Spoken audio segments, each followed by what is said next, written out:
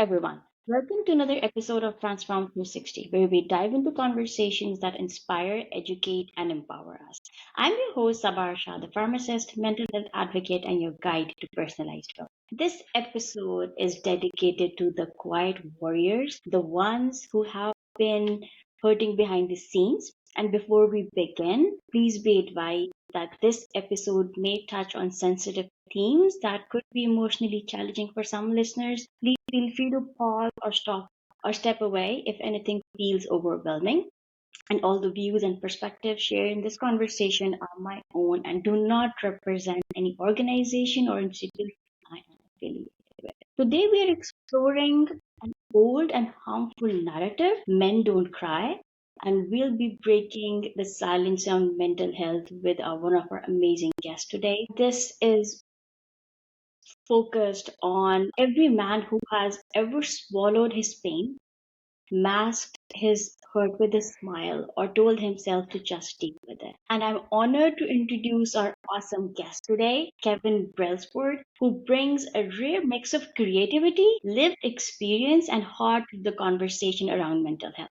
Kevin's journey started in the world of concert promotions, supporting major concert tours from Prince, Kenny Chesney, Pink, Metallica, Coldplay, Elton John, Snoop Dogg, Foo Fighters, Willie Nelson, and many more.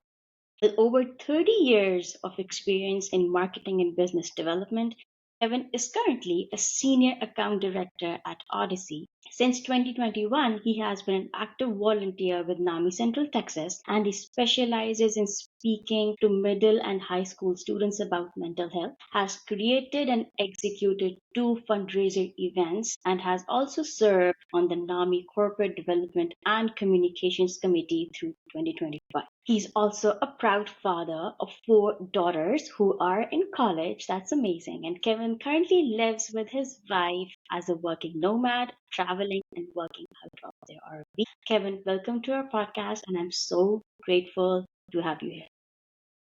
Donna, thank you so much for having me on Transform 360.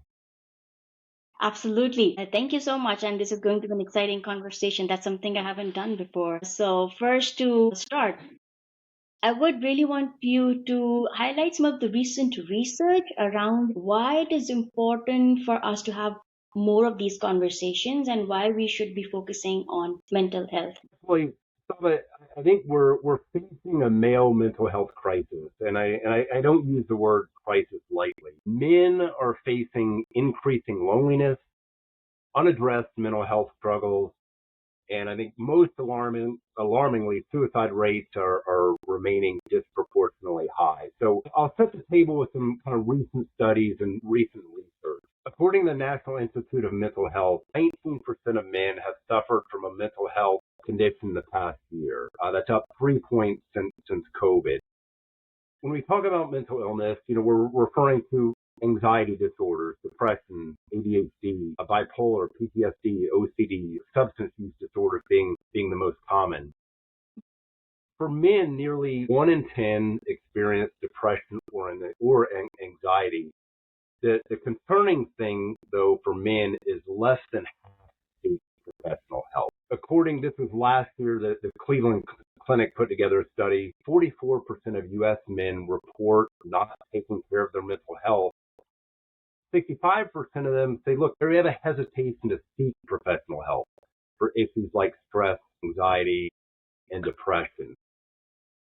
The sad outcome of this is men are 4 times more likely to die by suicide compared to women, making suicide actually a leading cause of death among men. Wow, and that's big. And I don't think we ever talk about any data or any research that points towards why we need to focus more on their health.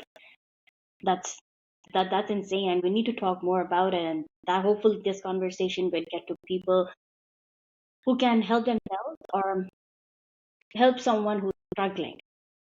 I appreciate that, Kevin. And as we go in, what do you think? What are the biggest barriers that stop men from seeking help? Yeah, so, on one hand, you have the traditional male ethos, kind of the masculine norm of being a man. the traditional role as the male in society of being one of masculinity, the provider, the protector. We're stoic. We're taught to suppress emotion and vulnerability. We may put rationale above emotion, and we're expected to lead and be physically and mentally strong. Um, this expectation of men often prevents us from sharing our real feelings or struggles with others, with friends, even with partners, with loved ones. Additionally, there's the stigma. There's a fear of the stigma, and this isn't just for men, this is for mental health in general, but there's the fear and stigma, potential embarrassment that comes along with a mental health condition. The fear of being labeled as bipolar, for example. The other thing that I think is a really interesting topic, and we could probably do an entire show on this, men are commonly reluctant to open up and be vulnerable, especially to other men. In fact, there's been growing social research that really underscores the growing loneliness epidemic among males. I think it was a study from a couple of years ago from the Center of American Life that said most men today have fewer friends than they did 30 years ago. 15% of men say they have no close friendships at all, which is actually a five-fold increase from 1990. And I think we're facing an unprecedented social disconnection with men and their willingness to open up and be vulnerable. You ask how we create that safe space. The first step, honestly, is this, Saba. It's lowering the stigma about mental health and by talking about it, by it being more commonplace just to open up and share that. And as men, to create that space, we have to learn to embrace vulnerability. And part of that I think can be a struggle for men is to seek out at least one or two male friendships where we feel that we can really open up and really be vulnerable. And it's just not common for us. We may have a relatively large friend group, but it's more social and buddies, and we go to a sports game, and it's less common that we really open up about what's going on with us. But when you do, you find commonality. And as a man, when I found somebody that I did open up to, all of a sudden you hear, you know what? I went through that too. Or I'm dealing with that in my family. And then you've now opened that dialogue and you get into that space of vulnerability. And lastly, I think finding that space for conversation and one of the most helpful, when you think you may be struggling with some sort of mental health condition, is therapy. Is going to an expert, that really can help you figure out what's going on, and help address that. That really resonates, Kevin. And I think the idea of quiet strength becoming a heavy silence, it's heartbreaking. And that's another question that just coming to my mind during a conversation is I understand like I know how we have different generations of people. I understand there's certain age where people won't likely change or adapt to any changes, but how can we help young adults help them seek out help? Yeah, well, that the youth is a key segment to focus on. The National Library of Medicine said that of young men age 18 to 25, only 14% sought medical or mental health professional help in the past year, despite nearly 30% of young men that age meeting the criteria for depression. So same with older men, and same with really it's with men and women just not seeking the help. Very optimistic about the dialogue we're seeing among youth, where there is more dialogue in schools about mental health. And I think what I've seen resonate the best is when kids realize how common mental health conditions are. It's either one in four or one or in five youth have or will experience a mental health condition. They start to realize I'm not alone. And it all goes back to opening up the conversation. And for me, I always go back to the reassurance that there is help. Most of these mental health conditions, all of them, there's the treatment's individual for each person, but there's tried and true methods that can help. We just need to get more people talking about it and then taking the step to get some help and get some assistance. I would just like to share something from experience. I was working at one of the big retail chain that I haven't shared it anywhere. So it's my first time sharing something like this. During the pandemic time, COVID times, we were injecting COVID vaccinations. I think 12 years and older. And Kevin, I cannot tell you how many times I have seen kids in that age. They were unfortunately into self-harm. And it just, like, even now, it's been like a couple of years, but I still felt how strongly mental health is a problem in our community. And the only thing I could ever ask them was if they needed help. And the look in their eyes, I just can't describe, but it just breaks my heart every time I think of it. And so in the starting, you asked me, that was one of the reasons when I saw so many things. They were just not my family member, but things I've seen in the regular community pharmacy. Yeah, it's very common, and sadly, and as you mentioned earlier, part of my passion is going into middle and high schools and talk about mental health. And once you start that conversation, you may have a room of 200 kids. Once you start that, you can just see it in so many kids' faces that they are struggling with something, or they have a family member or a friend that's struggling with something, and they don't know what to do. That's true, and I think it's such a powerful reminder that the pressure to appear okay can be so deadly unless you have the right resources. So let's move to another segment where I would really want to talk about, unfortunately, that expectation that men always have to be the strong one. What kind of toll does that take emotionally? Yeah, to change that, I think as men, we need to unlearn the tendency to suppress our emotions. When we try to be the rock for everyone around us, one, that leads to emotional loneliness for us. It can lead to isolation, anxiety, and stress. When and if we can get to that place of vulnerability creates an authentic connection with the people around you. It fosters a deeper relationship with the people around us and women. Simply put, emotional expression reduces psychological strain. That's just something that is practiced. It's not the norm for men to open up and be vulnerable. I also want to see us normalize seeking help. Um, Seeking mental health care needs to be as commonplace as physical medical care. If we break our leg, we know what we're going to do. We're going to go to the doctor. But too commonly, even when we're confident there's something going on mentally with us, we just don't seek that help. Part of it is because we don't know what's going on, which is completely fair. We know something's off. We know it's not right. But it's really no different than knowing we feel sick and going in to see a medical doctor. They are there to diagnose, do an analysis, figure out what's going on, and then give us a regimen of treatment. And the same is true with mental health. By redefining strength, that's how we're going to help future generations of boys grow up to see that being a man is being resilient and also being self-aware, emotionally available, and not just, stoic and self-sacrificing. That's true, and I think it's kind of how our body is tired, and we just keep on pushing through our daily routine, but emotionally we're just so drained. And unfortunately, the society rewards that kind of over functioning, especially in men being the rock, the provider, and the protector. That's how it has been for a lot of years. And I totally agree that you're saying that there's strength in being real and vulnerable.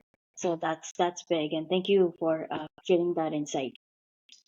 That's really powerful. What I would like to discuss is, as men, they're juggling so many tasks. It could be work, families, their identity, spending time with kids. How can they begin to prioritize their mental health without any guilt or shame? Hmm. So, a couple of things I think that are important.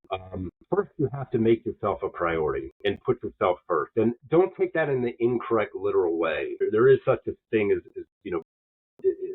only thinking about yourself. But I don't see this as a selfish. I think when you take care of yourself, then you are the best partner you can be, the best parent you can be, the best friend, the best coworker. For me, a part of that has been, and I think it's important for everybody, is find your non-negotiables. And what I mean by that is, if you have anxiety, if you have stress, if you've had a bad day, what are the things that you do where at the end of it you say, wow, I really needed that, and you're really rejuvenated and you're in a much better place, to be the parent that you need to be, and make those things non-negotiable. Whether it's fitness and working out or running or biking, or for some it's meditation and yoga. It may be faith. For me, it's being outside. That is rejuvenating for me. Hmm. It may be creating art, creating music, volunteer work, but find that thing that is your non-negotiable and prioritize it. It's something you hold yourself accountable to. When it comes to family, somebody gave me this practice really that I thought was really profound, and I put it into work. Often as a family member, we come home from work and we're exhausted. We've had everything go on at work, and sometimes we just want to disconnect when we get home. We don't want to be bothered by the kid running up to us or the partner asking us about something. But our most important job is those people you're about to walk in the door to. And I think a friend of mine put that in perspective. He said, you know what? I have meetings all day, and I'm spit by the time I go home. And he said, you know what I actually started doing? He said, I pull into the driveway and I treat that meeting as the most important meeting of the day. So I treat walking in the door and meeting my family as the most important meeting of the day. And he said, sometimes I need to sit in the car and listen to a song and prep for it just like I would as a key meeting. But he said, when I realized how important that has to be, and I made it intentional, and I don't go in and be like, hey, leave me alone, I had a bad day. My family needs me. And it's just, you have to be intentional about it. And then lastly, you hear me say this many times, is seeking the help of a professional. It took a while for me to realize that mental health is a mental illness. It's a medical condition, but it's treatable, absolutely treatable. That's true. And thank you for sharing such powerful suggestion that has happened with one of your friends. I think that's very important, where we need to prioritize ourselves, and self-care isn't selfish. The same thing that you said, it's form of leadership, especially others are relying on you. It totally makes sense. And I really appreciate the simplicity in your suggestions and all your insights. Sometimes just 15 minutes of stillness, or parking in the garage, or listening to a music, or doing something that you really like, that is non-negotiable. I think that's powerful. And thanks for sharing that. I really appreciate that, Kevin. Hopefully, our listeners can take away all of these important points. The last thing I would really like you to discuss, an important takeaway. If you could leave one message with the men listening, or the people who love them, what would it be? Take care of yourself. I think luckily, and we kind of started off with, some of the statistics that, are hard to swallow and surprising when I looked at, but I think, Mm-hmm. there is encouragement. I think the narrative is starting to change. There's more encouragement around men embracing their wellness, and a positive movement in social media with see more pro health advocates encouraging men to open up about depression and trauma and loneliness, and really giving men a space to talk honestly. So, I encourage men to open up, to find the other men and women that they can open up and be vulnerable with. Seek the medical help. Many people don't know what's going on with them and also those around you. So I think that's something we didn't really touch on, is not just what's going on with us as a man, but what is going on with men around us that we see. We know them. We can tell if something's going on. Create the space for them where they can open up. Mm-hmm. Encourage them potentially to get help, and try to support them in that, and try to open up that conversation. Luckily, though, we're starting to see men indicate that mental health is important as physical health. That's true. That's really important, and that was beautiful, Kevin. And to every man who's listening, or people who love them, you're seen, you're valued, and you're worthy of support. And I really appreciate you, Kevin, being our amazing guest and talking about things that are still a stigma in our society. It is getting better, I agree, but we just need to talk more on it. And I really appreciate all the suggestions, all your data, all the research that you did, and you brought those stats for us. I really appreciate everything and you being here. If this episode touched something in you, please share it with someone you love because this conversation doesn't end here. And let's continue breaking the silence together. Thank you for listening to another episode. Until next time, take care of yourself and stay balanced. Thank you very much, Kevin. Thank you, Saba, so much for having me on Transform 3.